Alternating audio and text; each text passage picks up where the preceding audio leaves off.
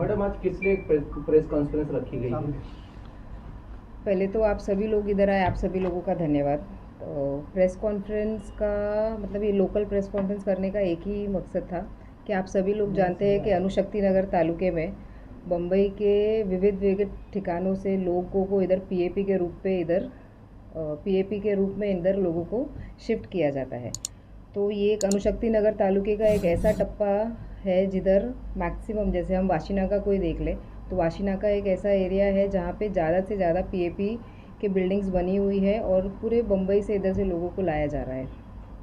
जब इधर लाते हैं तो जब लास्ट डीपी की प्लानिंग हुई थी तो इधर कुछ रिजर्वेशंस उसी पीएपी को ध्यान में रखते हुए कुछ हमारे रिजर्वेशंस रखे गए थे, जैसे स्कूल हो गया, हॉस्पिटल हो गया, प्लेग्राउंड्स हो गए, पार्क हो गए, बरियल ग्राउंड्स हो गए और रोड का एक्सेस। आप सभी लोग जानते होंगे कि 2020 में जब कोविड की महामारी आई उस समय में हमने स्पेशली बरियल ग्राउंड्स को लेके बहुत एक डिफ़िकल्टी और स्पेस को मतलब कब्रिस्तान और बरियल ग्राउंड्स की कमतरता हमने महसूस की। दूसरा, जब 2021 में भारत नगर में जो बारिश के वजह से लैंडस्लाइड हुई और बहुत दुर्भाग्य है कि हमने 18 लोगों को खोया। उस दौरान हमने दो चीज़ों का बहुत ही सतर्क तरीके से एक फॉलोअप चालू किया। बोलने का मतलब ये है, जान बताना ये चाहते हैं कि 2021 में जब वो लैंडस्लाइड हुई तो जो भारत नगर का एक्सेस था वो एक एचपी के लेआउट रोड से था जो 4 और 5 मीटर की विड्थ रखता है और इमरजेंसी सिचुएशन में वो इतना ब्लॉक हो गया था कि इमरजेंसी रेस्क्यू ऑपरेशंस नहीं हो पा रहे थे। और जब उसका ऑल्टरनेटिव रूट देखा गया तो वो रूट ऑसवेल कंपनी के रिजर्वेशन के प्लॉट से आते थे। और लास्ट ऐसा था जब हमने उसके बारे में फाइंड आउट किया तो रिजर्वेशंस को डिलीट करने का प्रपोजल था, लेकिन ये पूरे एक एक्सीडेंट और इंसिडेंट की वजह से हमने वो रिजर्वेशन प्लॉट्स जो जो रोड था उसको कैंसिलेशन था उसको कैंसिल नहीं करके उसको ईपी में डाल के उसका प्रस्ताव आगे यूडी में भेजा और वो यूडी में जाके सैंक्शन हुआ। आज ऐसा है कि एक्विजिशन का जो प्रोसेस था, आज वो एक्विजिशन का प्रोसेस पूरा होता है। ओसवाल ने हैंड ओवर करने का जो जो भी प्रोसीजर था वो पूरा किया है और हमारे ये एक्विजिशन के प्रोसीजर से हमारे पास रोड, पार्क, गार्डन, हॉस्पिटल और स्कूल और सबसे इम्पॉर्टेंट चीज़ जो भारत नगर को रोड कनेक्ट करेगा 13.40 मीटर का, वो हमें इमिडिएटली मिल जाता है। उसके अलावा और एक चीज़ है कि जब हम उधर बरियल ग्राउंड की बात करते हैं तो बरियल ग्राउंड में सिर्फ और सिर्फ कोई एक समाज को नहीं बल्कि एक कॉम्पोजिट बरियल ग्राउंड जो लिंगायत समाज के लिए होएगा, मुस्लिम समाज के लिए होएगा और क्रिश्चियन समाज के लिए होएगा। तो ये एक बहुत बड़ा डेवलपमेंट है अणुशक्ति नगर तालुके के लिए, स्पेशली वाशी नाका के लिए, क्योंकि वाशी नाका में इस चीज़ का हमने कमतरता देखा है और बहुत जल्द ये जब प्लानिंग स्टेज से डेवलपमेंट स्टेज पे आएगा तो इधर के स्थानिक लोगों को बहुत रिलीफ मिलेगा। मैम, इतना वक्त क्यों लगा इस सब चीज़ों के लिए, और वहाँ के लोग भी विकास कार्यों को लेकर काफ़ी बार चर्चा कर रहे थे, तो इतना वक्त क्यों लगा इन सब चीज़ों को? जब डीपी आता है, डीपी आने के बाद रिज़र्व प्लॉट्स आ जाते हैं, क्योंकि एक नई बस्ती बसाई जा रही है, पीएपी के बिल्डिंग्स बन रहे हैं। आपने देखा होगा या आपको जानकारी होगी तो म्हाडा कॉलोनी हो गया, एमएमआरडी हो गया, आरएनए लेआउट हो गया, कुकरेजा हो गया, जे प्लॉट हो गया और हम आगे बढ़े तो एसडी केमिकल हो गया, वीडियोकॉन अतिथि हो गया। ऐसे करके हमने बहुत सारे पीएपीज बिल्डिंग्स देखे हैं जो वाशीनाका में और विष्णुनगर के साइड पे आई है। जब भी ये पीएपी बिल्डिंग प्लान्स होती है और जब डीपी का टाउन प्लानिंग और ये सब एक्टिव होता है तब वो हिसाब से प्लॉट्स पे रिजर्वेशन रखते हैं according to the available plots. तो वो सब रखी गई। जब भी हम उसको डेवलप करने के लिए आगे बढ़ते हैं तो सबसे मेन रीज़न हो जाता है कि एक्विजिशन का, क्योंकि जब भी बीएमसी रिजर्वेशंस प्लॉट अलॉट करती है तो ऐसा नहीं होता है कि वो सिर्फ और सिर्फ बीएमसी या सरकारी ताबे में होता है, वो कुछ प्राइवेट लोगों के या कुछ कंपनीज़ के ताबे में भी होता है। तो जब भी वो रिजर्वेशंस आगे बढ़ाना है तो हमारा फर्स्ट प्रोसेस होता है एक्विजिशन, जहाँ मैंने आपको बताया कि एक्विजिशन से पहले हमारे पास एक बड़ा हर्डल था कि इन्होंने कैंसिलेशंस के लिए डाल दिया था, लेकिन ये सब जब इश्यूज़ आने लगे तो उसके ऊपर प्रॉपर फॉलोअप करने के बाद अब ये हमको मिला है कि कैंसिलेशन से अप्रूव हो गया और अप्रूव से एक्विजिशन के स्टेज पे आ गया है। मैडम, इतना आपने काम किए, मतलब ये डेवलपमेंट हर काम में कितनी अड़चन है, मतलब एक तो काम जो प्रोसेस में पहुंचता है तो उसके लिए कितने मरहले से गुजरना पड़ता है, कितनी उसके लिए जद्दोजहद करनी पड़ती है? भाई मेरा मानना है कि प्रॉपर फॉलोअप चलता रहेगा और उस चीज़ की जानकारी रहेगी। ऐसा नहीं है कि आज हम देखते हैं कि एक लेटर डाल दिए और फिर लेटर डालने के बाद बैठ गए, या जब वो चीज़ पूरी हो जाती है तो वो बहुत सारे लोगों के लेटर आके सामने आ जाते हैं, ये लेटर ये लेटर ये लेटर मैंने डाला था। ऐसा नहीं होता है। जब भी आप कुछ लेटर डालो तो लेटर डालने के बाद वो डिपार्टमेंटली फॉलो करो। जब आप अगर लोकली बात कर ले तो ये वार्ड में डाला जाए गया, अगर वार्ड से वो बीएमसी के हेड ऑफिस में जाता है, हेड ऑफिस से वो दूसरे डिपार्टमेंट्स में जाता है, तो हर डिपार्टमेंट में क्या इशू है और हर डिपार्टमेंट में जाके उनको समझाना, उधर की नीड को बताना। और एक हायर लेवल पे अगर आपको लगे कि ये लोअर लेवल पे लोगों को उनका बोलते हैं ना सीरियसनेस का एहसास नहीं हो रहा है, तो हायर लेवल पे लेके जाके उसको बताना और डिस्क्राइब करना। और मेरा मानना है कि अगर हमने वो नीड को जस्टिफाई किया, उधर के लोकल नीड्स को, और एक लोकल रिप्रेजेंटेटिव ज़्यादा उस चीज़ को बोलते हैं ना एक्सप्लेन कर सकता है, जब भी वो होता है तो उसमें एक सक्सेस आती है। और तकलीफ़ तो हर काम में आती है और अड़चन तो हर काम में आती है। लेकिन मैडम एक सवाल है मेरे मन में कि अणुशक्ति नगर विधानसभा में नवाब मलिक विधायक रहे हैं और प्रतिनिधित्व करने का मौका मिला, लेकिन उसके बाद उन्हें जेल जाना पड़ा और अपोजिशन का आरोप था कि अब विकास कैसे होगा। तो सना मलिक का इसमें क्या कैरेक्टर है और कैसा रोल रहा है आपका विकास कार्य के लिए? भाई आपको मैं बताना चाहूँगी, जब 2022 में 23 फरवरी को मेरे पिताजी को अरेस्ट किया गया, और कुछ टाइम पे ऐसे होता है ना, वो ईडी कस्टडी होती है, उसके बाद जेसी होता है। तो जब जेसी जाने के बाद जब मुझे उन्हें पहली बार मिलने का मौका मिला, तो उनका एक ही कहना था कि आप जिस तरीके से काम कर रहे थे उस तरीके से कंटिन्यू करो। तो उसके बाद उन्होंने जो बोल दिया, उसके बाद गोइंग बैक था ही नहीं। उसके बाद मैंने पीछे नहीं देखा। ये ऑफ़िस हमारी ऑपरेशनल नहीं थी, उनके ना मतलब उनके कस्टडी में रहते हुए हमने ऑपरेशनल किया ये ऑफ़िस।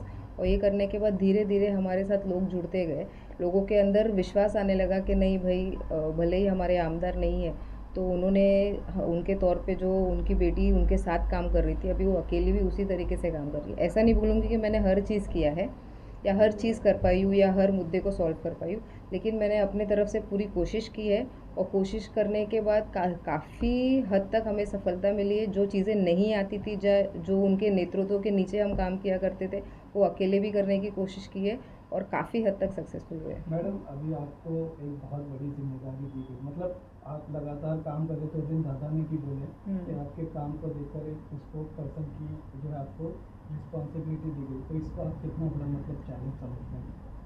स्पोक्स पर्सन के तौर पे आज मैं पहली बार इधर बैठी हूँ आप लोगों के साथ। मैंने सोचा कि पहले लोकल हमारे जो साथी लोग हैं उनके साथ ही एक प्रेस कर लिया जाए। और सबसे बड़ा कि अगर लोगों ने मुझे जाना है या आप भी मुझे जानते हैं, तो मुझे अणुशक्ति नगर की वजह से ही जानते हैं, क्योंकि मैंने मेरा कार्य क्षेत्र अणुशक्ति नगर पे ही सीमित रखा है।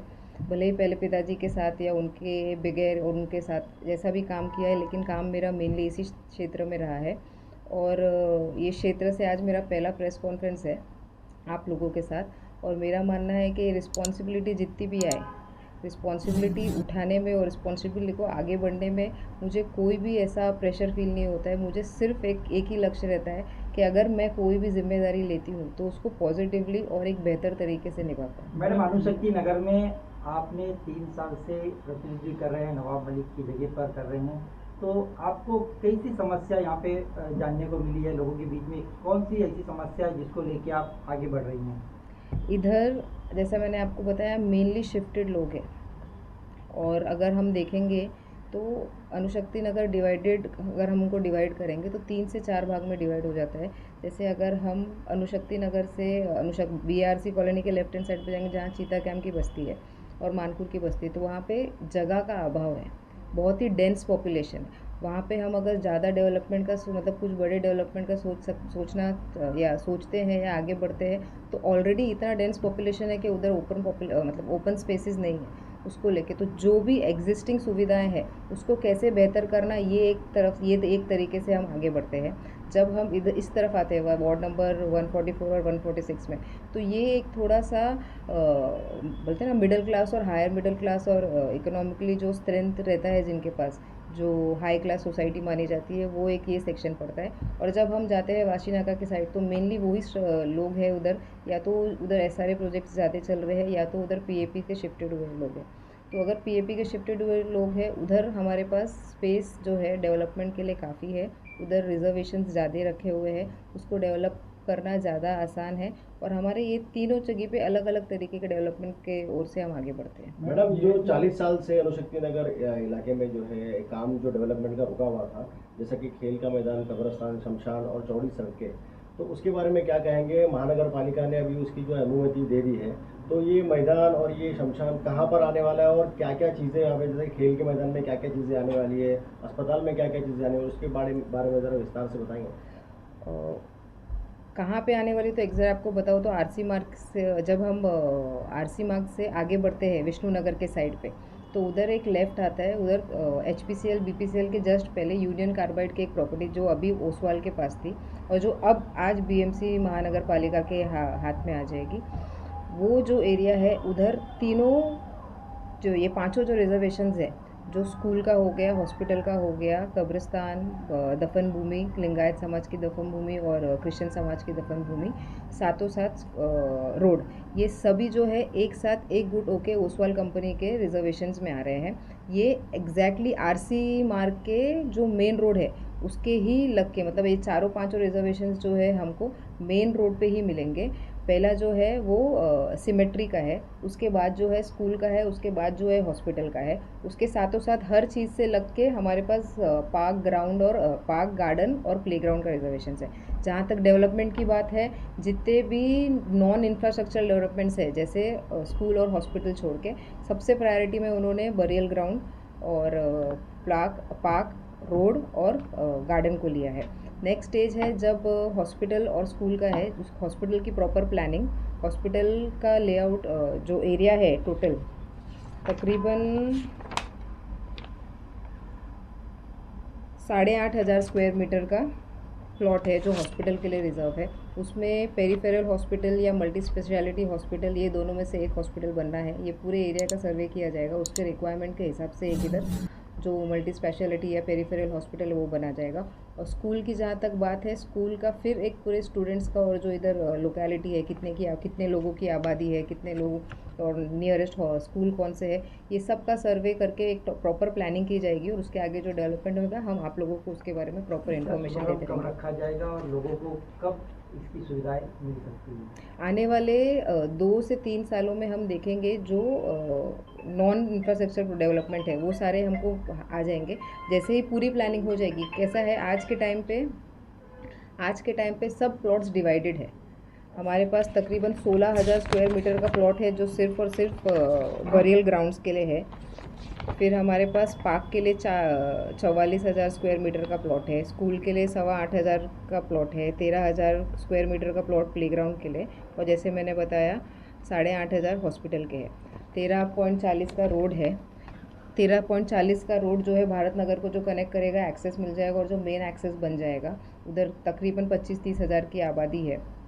तो वो जो आबादी को जो मेन रोड से कनेक्ट होएगा इमिडिएटली, उसमें अगर कुछ स्ट्रक्चर्स आते हैं तो उनका भी रिहैबिलिटेशन करना होगा। तो ये एक प्रोसेस जो है, आज सबसे बड़ी कामयाबी ये है कि ये प्रोसेस जो अटका हुआ था, जैसे भाई ने बताया कि 40 साल से जो अटकी हुई चीज़ें थी, वो आगे बढ़ रही है और एक बहुत पॉजिटिव स्टेप है। और आने वाले कुछ दिनों में हम उसको एक एक करके डेवलप होते देखेंगे। मैडम, हॉस्पिटल की खास करके खासा हालत है और जिसको लेकर लोग परेशान होते हैं।